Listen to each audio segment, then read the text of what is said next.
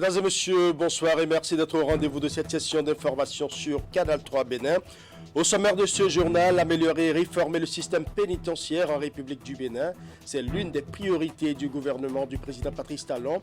Et justement, pour apporter sa contribution aux projections en instance, l'ONG Changement Social Bénin apporte sa pierre à l'édifice à travers un atelier de réflexion sur la contribution de la société civile. Une rencontre organisée ce jeudi dans la commune d'Abomey-Calavi, les détails dans ce journal. Et pendant ce temps, l'université d'Abomey-Calavi reçoit une délégation du médiateur de la République, une visite qui fait suite à une séance de travail entre le médiateur et le recteur de l'UAC qui a souhaité que l'institution vienne entretenir le monde universitaire sur ses missions, mais aussi sur les possibilités de partenariat entre celle-ci et l'université. Dans ce journal, nous ferons le point des échanges tenus à l'amphithéâtre Idriss Déby Itno. Nous parlerons également politique avec la Commission électorale nationale autonome Sénat qui ouvre grandement ses portes aux partis politiques dans le cadre des élections législatives du 8 janvier 2023. À compter de ce vendredi 28 octobre 2022 et ce jusqu'au mercredi 2 novembre, les équipes de la Sénat mobilisées commenceront à recevoir les déclarations des candidatures pour les prochaines élections. Occasion pour le président de la Sénat de rappeler aux candidats le respect des conditions et les obligations définies par le code électoral à cet effet. Voilà pour les titres, mesdames et messieurs, à nouveau, bonsoir.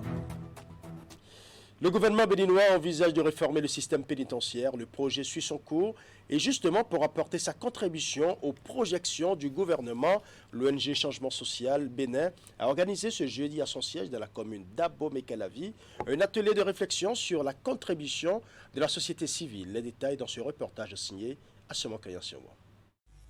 La réforme du système pénitentiaire et des conditions de vie des prisonniers au cœur de l'atelier organisé par l'ONG Changement Social Bénin. Organisations de la société civile, acteurs du système judiciaire ont échangé sur ces projections du gouvernement. Cela pour définir ensemble les moyens par lesquels les ONG pourraient apporter leur soutien à ces réformes. Qu'on se l'approprie à l'entendement de l'APB et que ces appropriations-là, nous puissions ensemble, c'est-à-dire au regard des constats que nous avons déjà faits sur le terrain, nous allons ensemble dire, bon, voici ce que nous savons déjà du milieu et du contexte. Voici ce que l'État nous présente comme étant ses projections. Les avocats, que ce soit les OSC, comment est-ce que nous nous positionnons en tant qu'acteurs clés liés à la justice pénale pour contribuer substantiellement à l'atteinte des résultats escomptés par le gouvernement.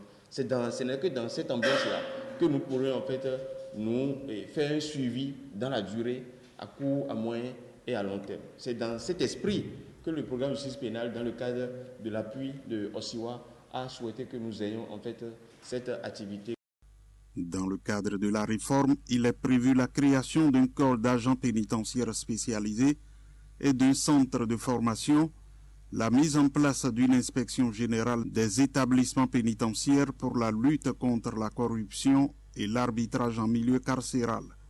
La réforme porte aussi sur la promotion des peines alternatives, notamment de travaux d'intérêt général.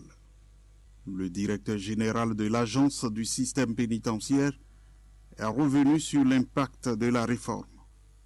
Dans le cadre de la réforme du système pénitentiaire, le gouvernement, à travers son programme d'action, a prévu 2 projets phares. Le premier, il s'agit de la modernisation du système pénitentiaire et le second projet, c'est la construction et l'équipement de nouveaux établissements pénitentiaires.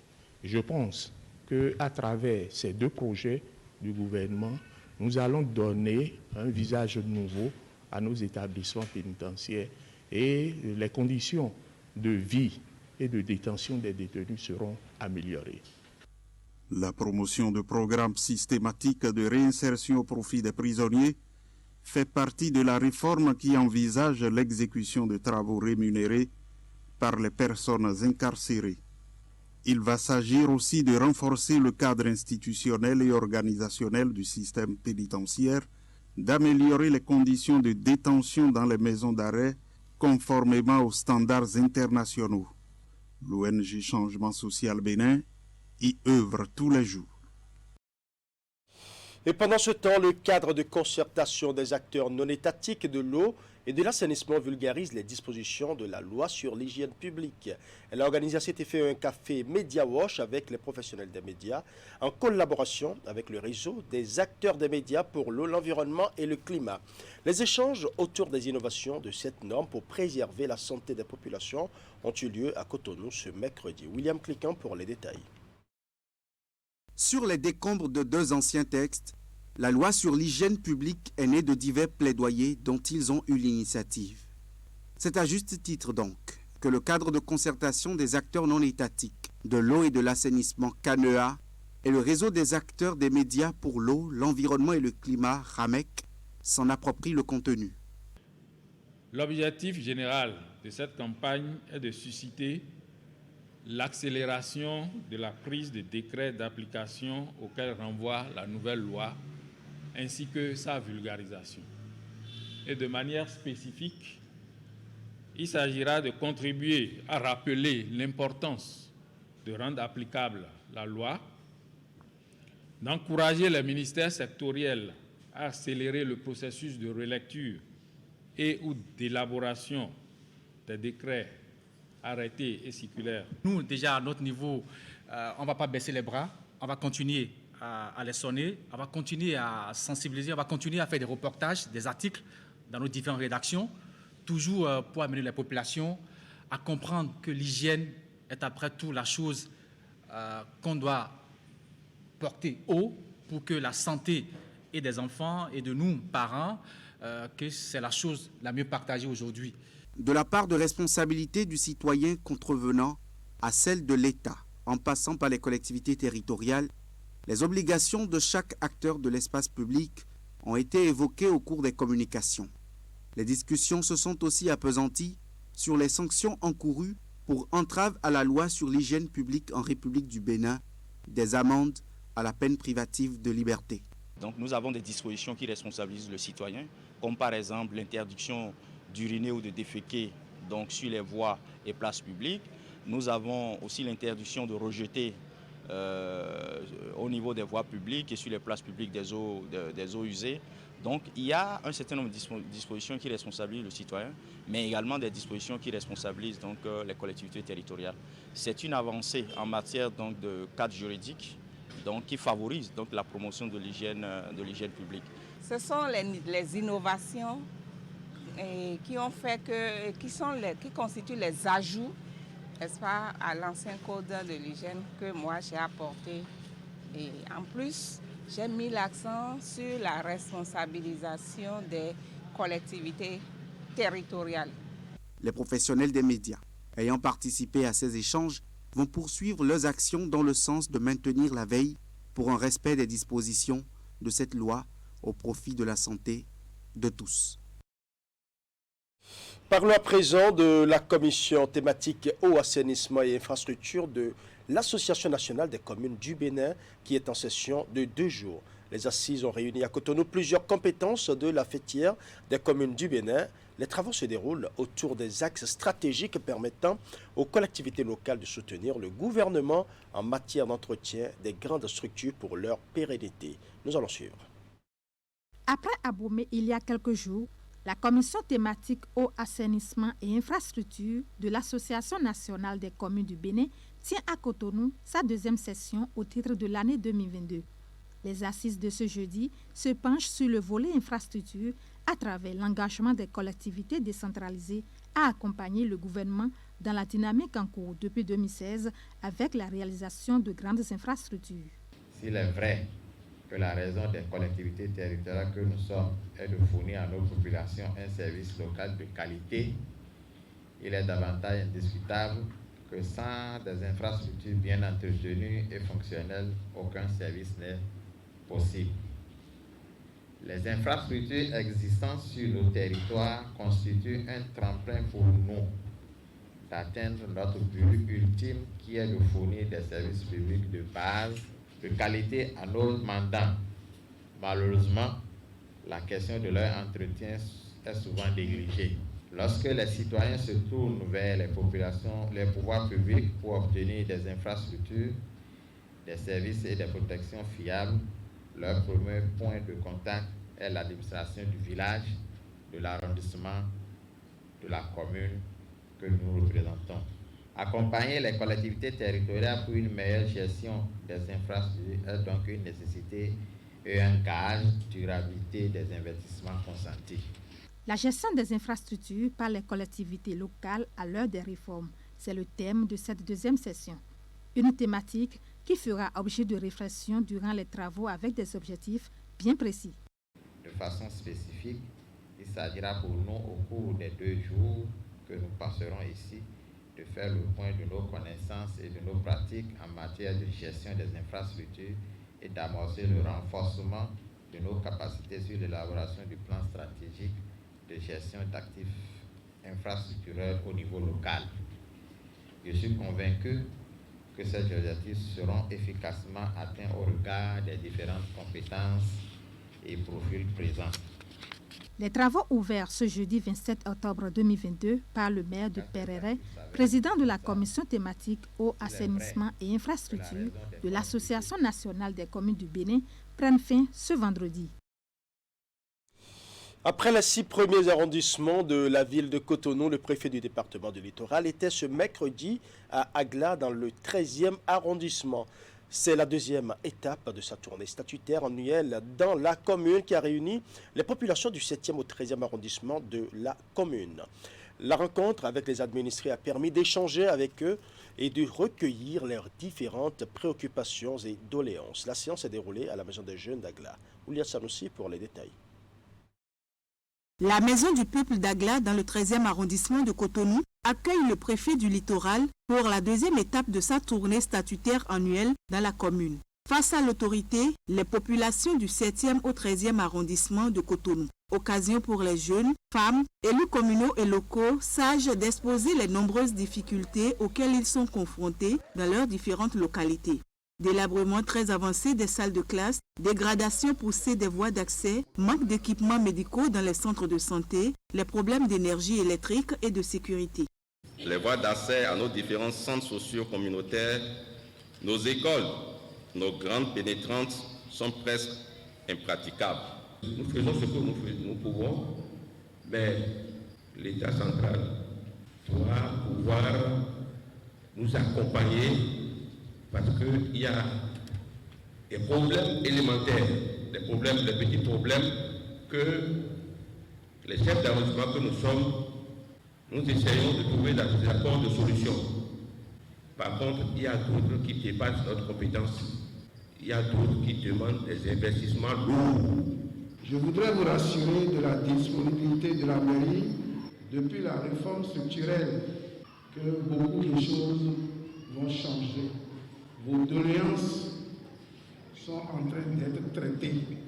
Avec une oreille très attentive, le préfet du Littoral a écouté les différentes préoccupations et doléances qui sont les mêmes d'un arrondissement à un autre.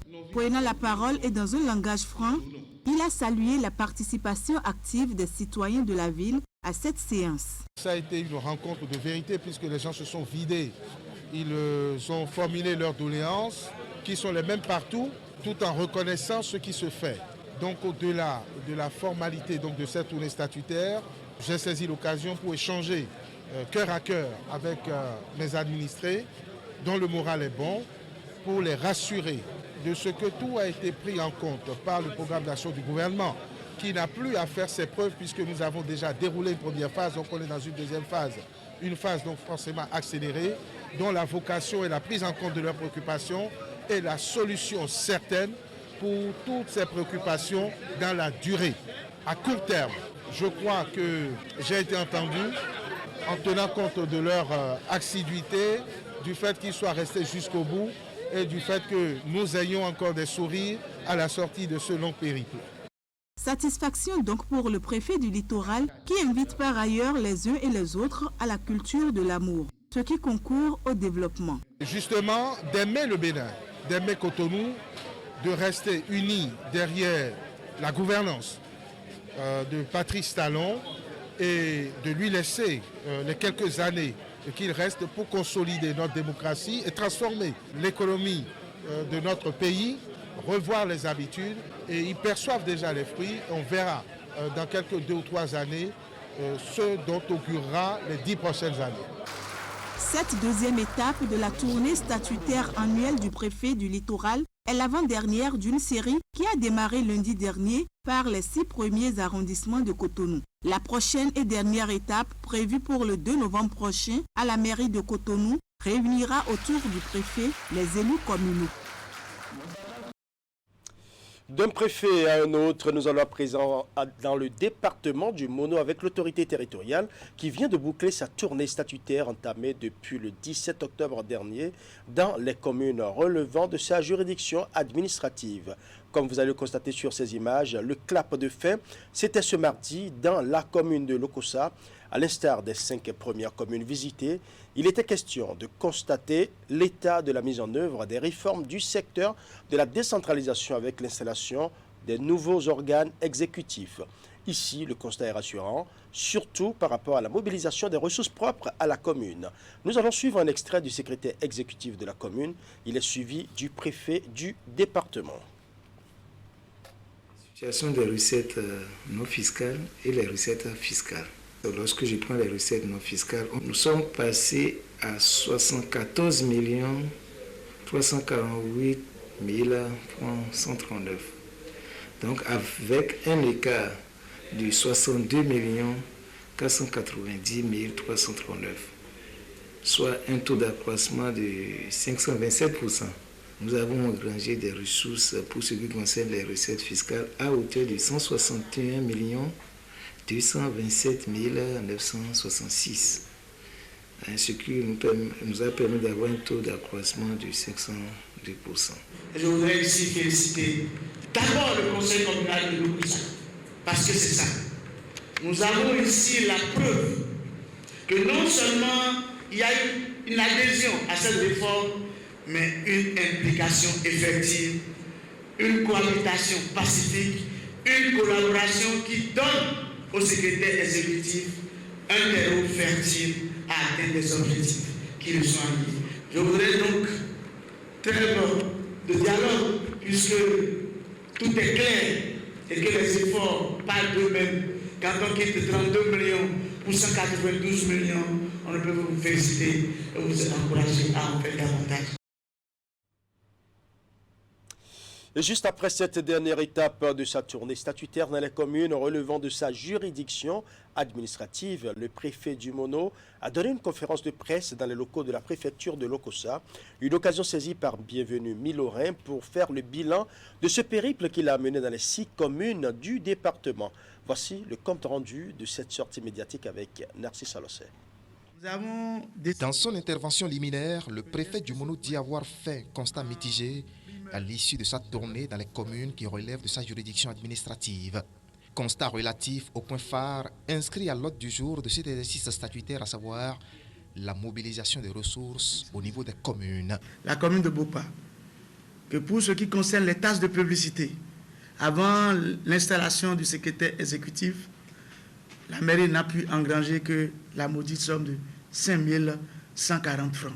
Pour les 5 mois que le secrétaire exécutif a exercé son rôle d'organe exécutif communal, cette taxe a été mobilisée à hauteur de 30 907 920 francs, soit 30 902 780 d'écart. Lorsque nous venons à la commune de Lokossa, il y avait seulement 32 118 923 francs.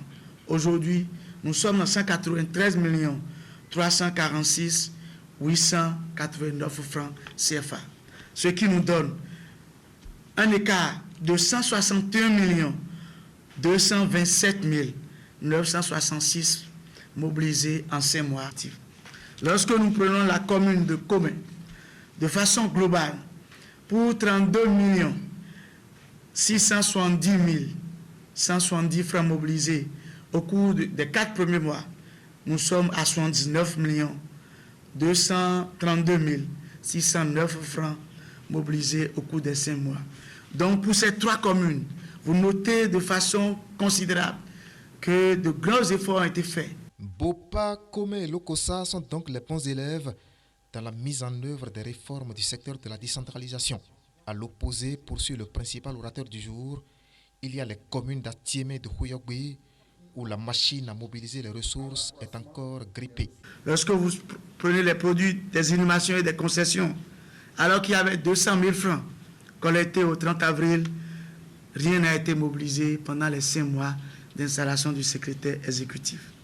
Pour ce qui concerne les tas sur les affiches et les publicités, nous sommes restés à 0 francs. Derrière ces chiffres, le conférencier voit des manœuvres politiciennes. Parce que nous avons pu observer que certains conseillers, certains élus se disent que parce que c'est le secrétaire exécutif qui a aujourd'hui l'exécutif communal qui a à charge l'exécution de budget, ils n'ont pas un rôle prépondérant à jouer en matière de mobilisation des ressources, ce qui est faux. Du coup, l'autorité préfectorale a demandé à tous les acteurs de l'administration territoriale de travailler dans une synergie d'action afin de relever ensemble les défis de développement.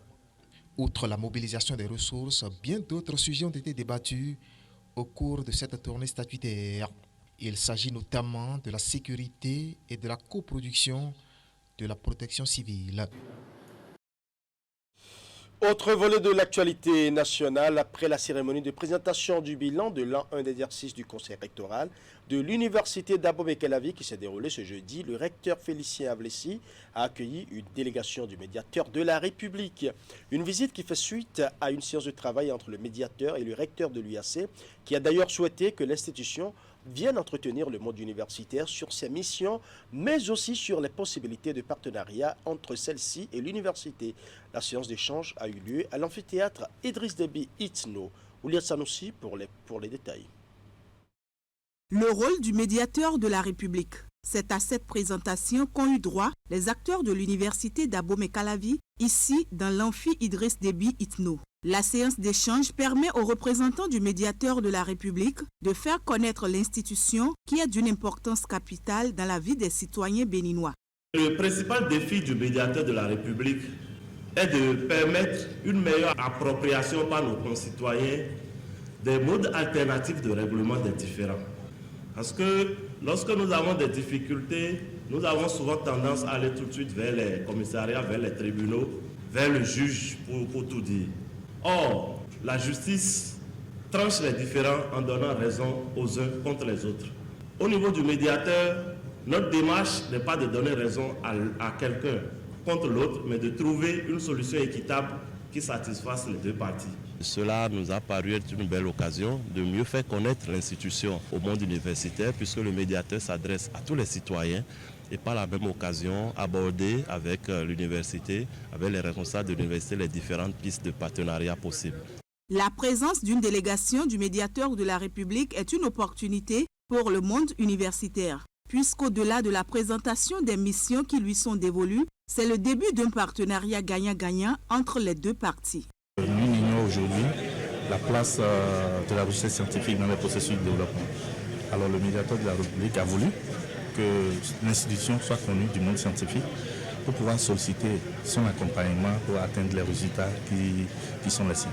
En réalité, l'institution du médiateur de la République, après plus de 15 ans d'existence, semble ne pas être connue par certains acteurs, en l'occurrence les chercheurs, les universitaires. Et donc, à travers ce partenariat que nous voulons nouer, nous voulons que le monde scientifique s'intéresse beaucoup plus à l'institution du médiateur de la République. Je prends par exemple le cas des chercheurs, je prends par exemple le cas des docteurs.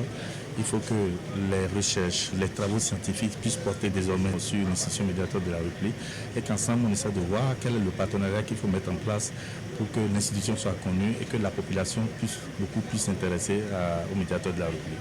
La communauté universitaire en sait désormais beaucoup plus sur le rôle du médiateur de la République. Son premier responsable s'engage à accompagner l'institution pour l'atteinte des objectifs visés. Je commence d'abord par remercier le médiateur de la République, puisque c'est lui qui m'a invité. Et franchement, quand j'étais parti, je n'avais pas connaissance de la médiation de la République. J'entends parler, mais je ne m'y intéresse pas. Et je lui ai posé la question. Donc il m'a expliqué réellement le rôle que joue la médiation de la République. Et bon, ce qu'on va faire, il faut qu'ils viennent rencontrer la communauté universitaire. Et c'est ce jeu maintenant qui se joue aujourd'hui. Alors de notre côté, avec tout le développement qui a été fait maintenant par ses représentants, donc dans notre département, plus souvent de sociologie, Maintenant, nous allons développer des thèmes de commun accord avec les représentants de l'ambassade de la République. Ces thèmes, maintenant, nous allons mettre des étudiants là-dessus, au niveau licence, au niveau master, les aider à développer ces thèmes-là et à présenter ce qui concerne la médiation de la République. Le médiateur de la République a son siège à Porto Novo, la capitale politique du Bénin. L'institution est dirigée depuis le 19 mai 2021 par Pascal Essou, nommé en Conseil des ministres en date du mercredi 12 mai 2021 par le chef de l'État, Patrice Talon. Alors à présent au ministère des Affaires étrangères et de la coopération pour faire un zoom sur l'audience accordée à Omar Alieu Touré, nouveau président de la commission de la CEDEAO. Il a été reçu ce mercredi par le ministre des Affaires étrangères. C'est une visite de travail considérée comme une prise de contact avec les autorités béninoises après sa prise de fonction le 3 juillet 2022.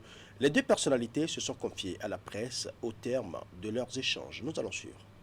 Et je suis venu pour remercier le gouvernement et le peuple béninois pour le soutien qu'ils m'ont accordé et de m'engager à œuvrer pour la communauté, qui est la communauté de la CEDEAO. Vous savez, c'est une communauté qui fait face aux défis majeurs, mais à mon sens, nous pouvons compter sur le leadership de pays comme le Bénin sous le leadership du président Talon pour faire face aux défis que notre sous-région est confrontée. Je crois que vous savez bien que notre sous-région fait face aux problèmes de paix et sécurité, problèmes relatifs à la gouvernance, problèmes de développement et problèmes de l'environnement. Et tout ça, je crois que nous ne pouvons pas les résoudre en tant que pays, individuellement, mais ensemble, nous pouvons résoudre ce problème-là. J'ai visité plusieurs autres pays. Comme d'habitude, en tant que président, c'est mon devoir de visiter les pays membres. Le Bénin fait partie de la CEDEAO. C'est un membre important de la communauté et un membre fondateur de la CEDEAO.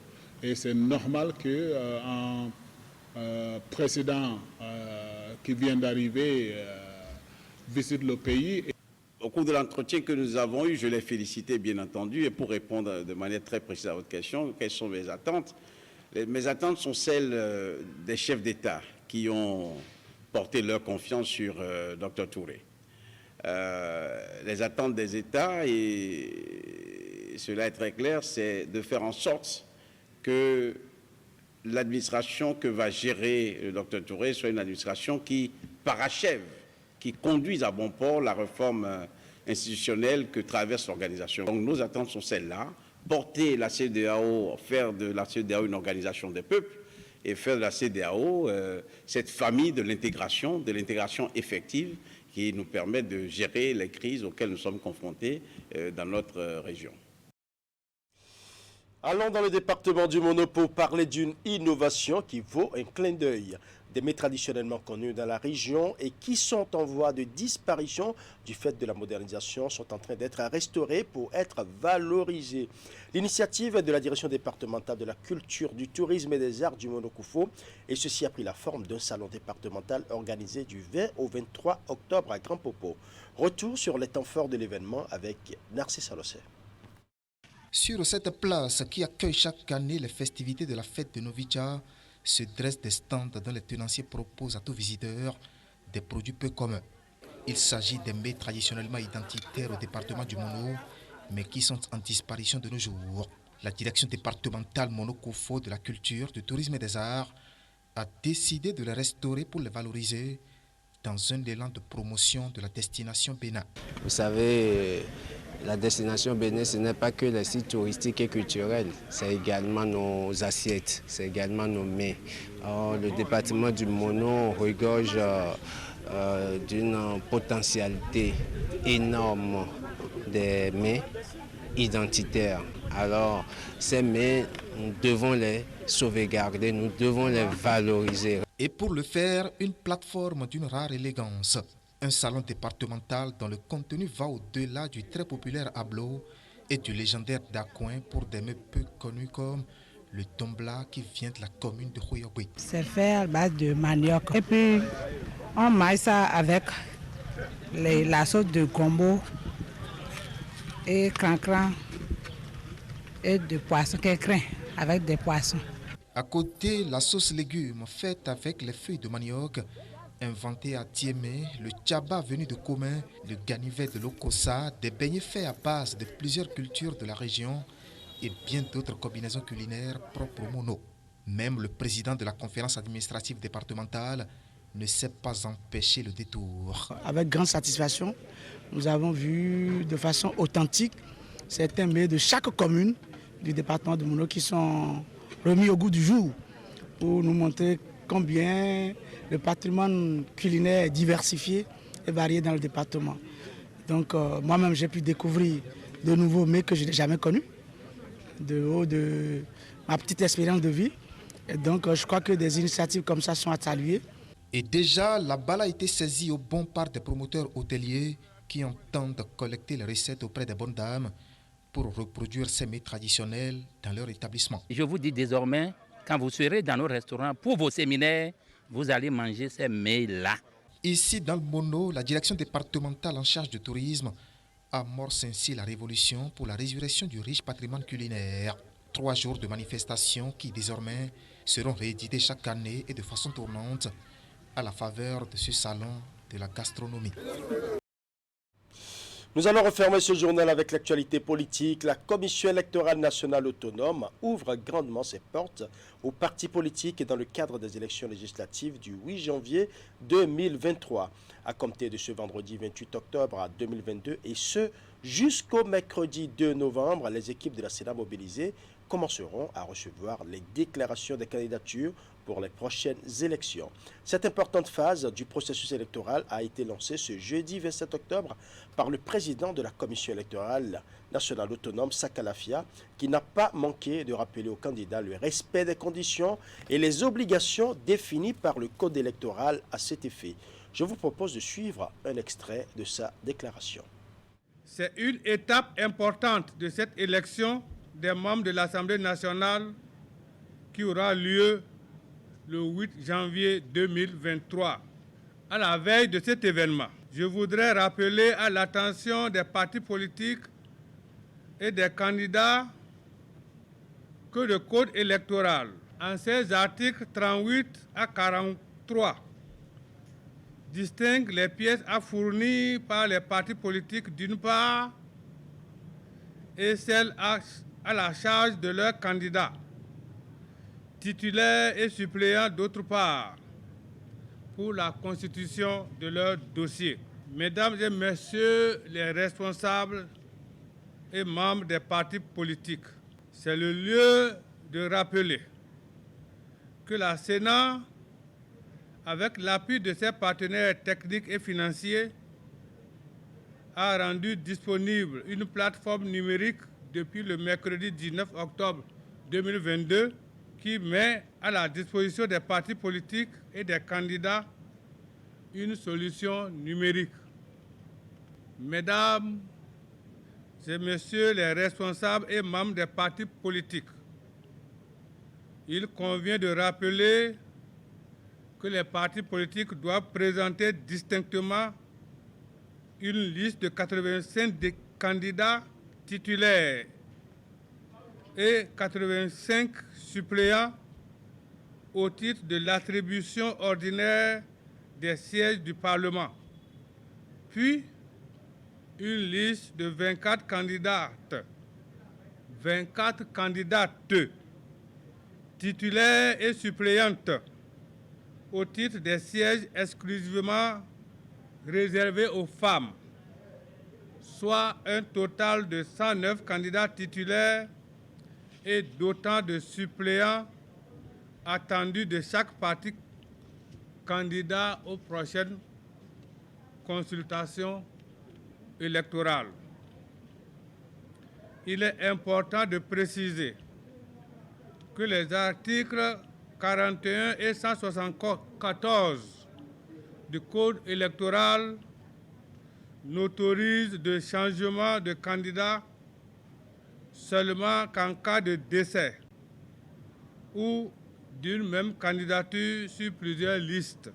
Comme vous pouvez le constater, il est attendu des partis politiques et des candidats un travail minutieux et de précision dans le montage de leur dossier de candidature. C'est pourquoi je les exhorte à faire preuve de diligence, de vigilance, d'attention et de rigueur dans la constitution des dossiers de candidature. C'est sur ces mots où la Sénat tient ses portes ouvertes pour vous recevoir que je déclare officiellement lancé le processus de réception des déclarations de candidature pour les élections législatives du 8 janvier 2023. Voilà, c'est sur cette déclaration du président de la Sénat que nous allons refermer ce journal. Portez-vous bien.